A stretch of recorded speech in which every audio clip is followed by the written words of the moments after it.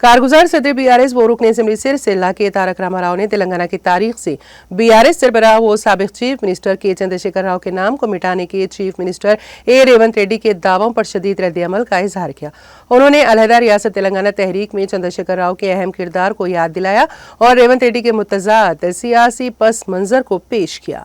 KTR ने remark किया कि जब रेवंत रेड्डी अभी चप्पलें ही उठा रहे थे उस वक्त केसीआर ने अलहदा रियासत तेलंगाना की तहरीक में नई जान डाल दी। उन्होंने कहा कि जिस वक्त रेवंत रेड्डी ओहदों के हुसूल के लिए तिग वदू कर रहे थे तब चंद्रशेखर राव ने अजीम मकसद के लिए ओहदों की कुर्बानियां दी। केटीआर ने कहा कि जब आपने एहतजाजी अफराद पर बंदूकें उठाई तब केसीआर ने अपनी जान को खतरे में डाला। जब आप रख्म के थैले उठाए थे और जो कुछ हमने हासिल किया उसे तबाह करने की साजिश कर रहे थे, ताहम केसीआर तेलंगाना के मुस्तकबिल को महफूज बना रहे थे।